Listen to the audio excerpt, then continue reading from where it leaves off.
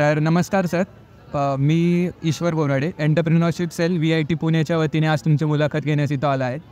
तर गणेशोत्सवाच्या पार्श्वभूमीवर आम्ही अशा लोकांची मुलाखत घेतो आहे जे ॲक्च्युली या 10 दिवसाच्या सणाला एक उत्सवात रूपांतरित करतात.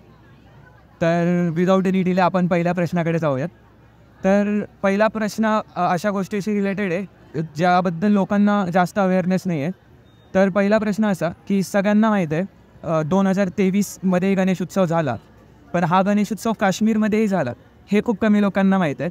तर मला हे विचारायचं होतं की महाराष्ट्राप्रमाणेच गणेश उत्सव काश्मीरमध्ये घेण्यामागे तुमचा मोटिव्ह काय होता, आणि अर्थातच काश्मीर ही एक अशी जागा आहे जिथे थोडी अनस्टेबिलिटी असते. तर नक्कीच काही चॅलेंजेसही आले असणार. तर त्या चॅलेंजेसला तुम्ही कसे सामोरं गेले आणि इंडियन आर्मीची काय इन्व्हॉल्वमेंट राहिली? नाही बघा, पहिल्यांदा इंडियन आर्मीची इन्व्हॉल्वमेंट याच्यात अजिबात काय नाही. कारण आर्मी सेगेट जे आमचं काम आहे ते स्वतंत्र आहे. 1989च्या नंतर मला आता 1989मध्ये शेवटचं सार्वजनिक गणेशोत्सव हे काश्मीरमध्ये झाला. 90च्या सालापासून प्रेसिडेन्सी हे पीकवर होती. 34 वर्षानंतर सार्वजनिक गणेशोत्सव मागच्या वर्षी साजरा झाला. तिकडे गणपती बसायचे. ओके. अनेक वर्ष 30-40 वर्षापासून गणपती बसायचे आणि ती घरगुती गणपती बसायला. ओके. सार्वजनिक स्वरूपात गणेशोत्सव आणि 34 वर्षानंतर झाला 2023ला.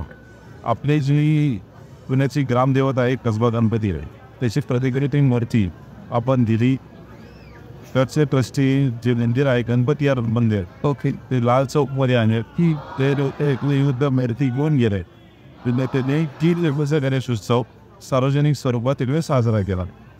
यावर्षी पण जेव्हा त्यांच्याशी चर्चा झाली ते म्हणले की आम्हाला 3 मूर्त्या पाहिजेत, आणि 3 मूर्ती त्यांनी एक पुण्याला बसवला, एक अनंतनागला बसवला आणि एक श्रीनगरला त्या 5 वर्ष बसवला. तर कुपवाडा आणि अनंतनागला 5 दिवसाचा गणेशोत्सव झाला आणि इकडे 1.5 दिवसाचा आहे. आणि इकडे व्हिडिओ आहे, मी तुम्हाला पाठवेल. कालच विसर्जन तिकडे अनंतनागला आणि कुपवाडाला झाला.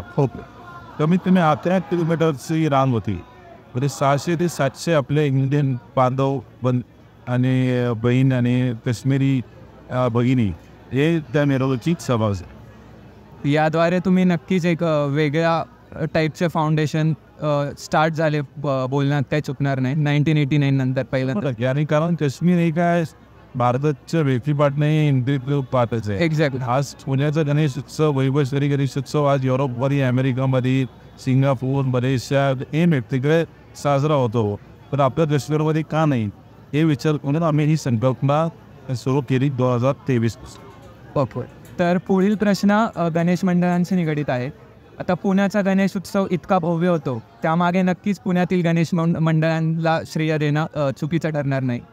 तर पुण्यात अनेक गणेश मंडळे आहेत. मग ते 5 मानाचे गणपती असू द्या, श्रीमंत दगडूशेठ हलवाई गणपती असू द्या, श्रीमंत भाऊसाहेब रंगारी गणपती असू द्या, किंवा अनेक इतर मंडळे. तर तुम्ही ॲज अ कार्यकर्ता जेव्हा मंडळ जॉईन करत होता तेव्हा तुम्ही भाऊसाहेब रंगारी गणपती जॉईन करण्यामागचे कारण जर तुम्ही सांगितले तर?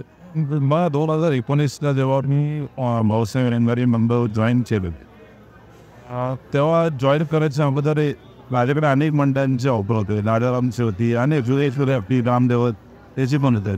पण त्या मंडळात जॉईन करण्याच्या मागेचा हेतू एकच होता की या मंडळाच्या मागे एक खूप मोठी ऐतिहासिक वारसा आहे. कारण हिंदुस्थानाचा पहिला सार्वजनिक गणपती आणि सार्वजनिक गणेशोत्सवाची सुरुवात 1892ला आमचे संस्थापक श्रीमंत भाऊसाहेबांनी केली. आणि त्याच्या 2 वर्षानंतर, कारण लोकमान्य टिळकचे सेलिब्रिटी फेस होते, तर त्यांनी या सार्वजनिक गणेशोत्सवाचा प्रसार केला. तर हे दोघांनी श्रीमंत भाऊसाहेबांनी लोकमान्य ही सार्वजनिक गणेशोत्सव सुरुवात केली. आणि याच्यात आनंद या गोष्टीचा आहे की एवढी मोठी इतिहास होती या गणपतीच्या मंडळाच्या मागे. आज गणपती स्वतः तुम्ही बघा त्याची रूप, तुम्ही गणपतीचं नेहमी रूप आशीर्वाद देणारी पाहिजे. ही पहिल्यांदा अशी मूर्ती आहे की जी आक्रमक स्वरूपात, ॲग्रेसिव्ह, एक क्रांतिकारी, एक ब्रिटिशाचा वध करतोय. ही त्या मूर्तीतून त्यांनी दाखवला. ही वाडा आहे जिथून क्रांतीची सुरुवात झाली. अनेक क्रांतिकारी दिवे घडले आणि राहिले. तर ती वाडा आज रिस्टोरेशन झाली. आज पुणे हेरिटेजमध्ये आहे. काही महिन्यात युनेस्को वैभवचं सर्व्हिस होणार आहे. एवढी मोठी रिच हिस्ट्री असल्यामुळे मी या मंडळात जॉईन. ओके. पुढील प्रश्नही याच्याशीच रिलेटेड आहे. 2018मध्ये तुम्ही उत्सव प्रमुख झालात. तर तेव्हा तुम्ही एक स्टेटमेंट दिली होती जी होती की I had told Bhausaheb office bearers that they should not question me for the next 5 years and I will bring all the positive changes. तर ही एक नक्कीच बोल्ड स्टेटमेंट आहे. तर याच्या मागे तुमचं विजन काय होतं? 2018 ते 2019ला मी जॉईन झालो. ओके. आणि माझं मग पहिला सर्वात मोठं टास्क जे होतं जे श्रीमंत भाऊसाहेब रंगारी आणि लोकमान्य टिळकांची जी फॅमिलीचं जे वाद होता ते वाद भेटवणं होतं. ओके. कारण कोण गणपती स्थापत केलं पहिला ते खूप महत्त्वाचं होतं. पण ते वाद संपवायचा होता. त्या दिवशी मी मला आजही आठवण 19 ऑगस्टला मी माझं जेव्हा उत्सव प्रमुख म्हणून पत्र स्वीकारलं ते पत्र स्वीकारल्यानंतर मी सरळ आत्ता त्यांच्या घरी गेलो आणि भेटीतून चर्चा केली आणि ते वाद तिकडेच भेटला. आणि 3 तारखेला जेव्हा आमचा कार्यक्रम होता काही इकडे आले त्या कार्यक्रमात आणि कार्यक्रमात त्यांनी पण जाहीर केला की सार्वजनिक गणेशोत्सवाची सुरुवात हे दोघांनी केली आहे. याच्यात वाद नव्हता आणि ही मंडळ कुठेतरी साईडलाईन झाली होती अनेक वर्ष या गोष्टींसाठी. पण कारण एवढी मोठी आधी पण मंडळी एवढी रिच हिस्ट्री असल्यामुळे लोकांना भाऊ रंगारी माहितीच नव्हतं. आणि म्हणून मी माझ्या सगळ्या विश्वस्त सहकारी सभासद कार्यकर्त्यांना तेव्हा सांगितलं की 5 वर्ष मला द्या. श्रीमंत भाऊसाहेब रंगारी तिथे आहे ते पण कुठे घेऊन जायचे मला माहिती आहे. आणि त्या अनुसार सगळ्यांनी माझी साथ दिली. आजही मी काही केलं तर कुठलीही त्याच्यावर प्रश्नचिन्ह आलत नाही. ही एक सर्वात जास्ती आनंदाची गोष्ट आहे की कुठला निर्णय मी घेतला त्याला पूर्ण ते सहकार्य करतो आणि सपोर्ट करतो. नक्कीच. आणि आता 5 वर्ष पूर्ण झाली आहेत. आपण बघतच आहोत किती भव्य स्वरूप या मंडळाला भेटलेलं आहे. तर पुढील प्रश्न असा की भाऊसाहेब रंगारीची एक जुनी लेगसी असेलच. तर इनोव्हेशन करताना जनरली काय होतं मॉडर्निटीमध्ये आपण तो कल्चरल टच किंवा ती मंडळाची जी ओरिजिनॅलिटी असते तर ती मिस आउट होऊन जाते कुठेतरी. तर तुम्ही कसं एन्श्योर करता की ते होणार नाही? नाही, मला वाटतं की आम्ही कुठलंही ओरिजिनॅलिटीला चेंज नाही केला. आज तुम्ही वाडा रिस्टोरेशन पाहिला तरी आम्ही त्या जुन्या काळात जसं वाडा भिंतीला बांधकाम व्हायचा रेती असेल जॅगरी असेल लाईम असेल ते वापरून चुना तशीच आम्ही ते रिस्टोरेशन केली. कुठेही सिमेंट नाही वापरला. आणि राहिला प्रश्न गणपतीचे पूजाची अरीने ती हिस्ट्री तशीच आहे.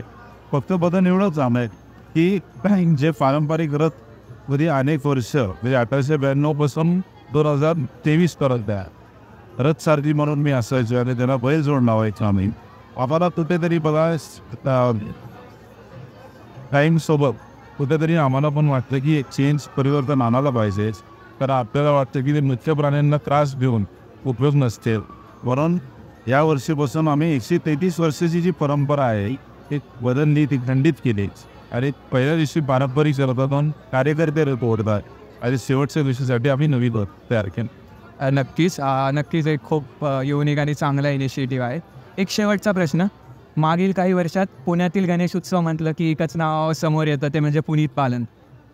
छोट्या पेठेमधील छोट्यातली छोटी गल्ली बघितली तरी तुमचे नाव तिथे दिसून येते.